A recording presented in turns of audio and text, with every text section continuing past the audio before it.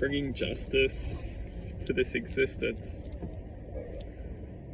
When we can start to identify that as an expression of existence itself, which we are, we all have the unique capacity to bring a sense of originality into this existence.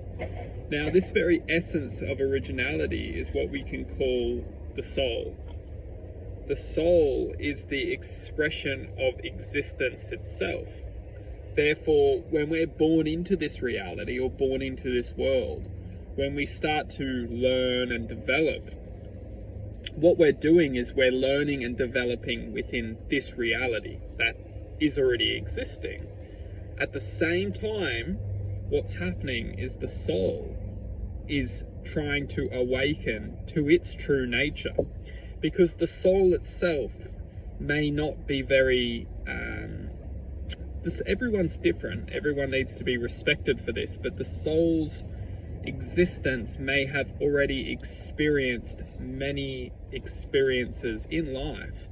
Therefore, it needs to learn to adapt and comprehend this reality to be able to bring its true nature or bring its existence to this experience or to this reality we're living in. Because what we need to understand is that we are all beings of expression, and this expression is true to our nature, is true to our existence. So we are naturally wanting to express and admit our existence within this reality. And the thing is with this reality is that we're taught from a very young age to actually suppress this uniqueness.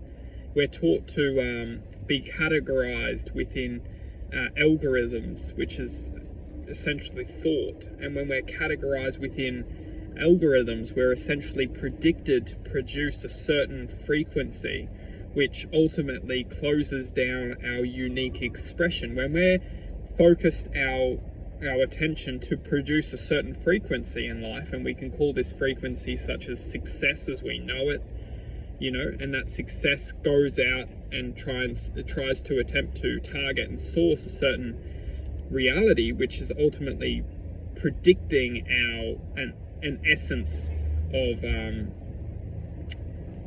achievement, which the true self, it doesn't work like this. The soul, it doesn't work like this. The mind works like this. It gives us a thought, and then it essentially programs us to try and attempt to achieve that thought. But the heart, which is essentially the soul's chamber within this existence, it doesn't have that perceptual. It's actually quite the opposite. To activate the heart or to connect to the soul, we must learn to go inside and start to detach from the mind's algorithms. Because what happens is when we start to develop into this world as from such an early age, we're programmed to calculate thought.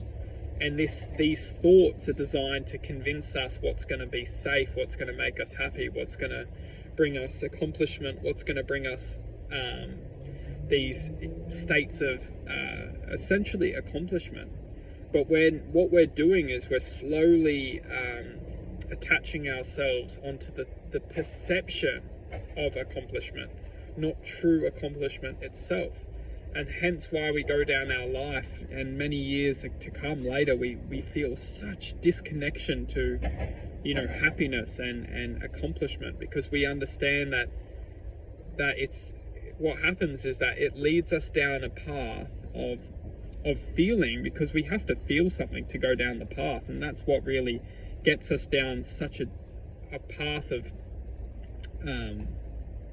devotion to our minds, is because our minds give us this feeling of accomplishment. Yeah, go down, this is going to be good for us. And then we get so far down the path that we feel that we actually get cut off, and it's not. We'll wrap this up into a part two. We'll wrap this up into a part two. Yeah.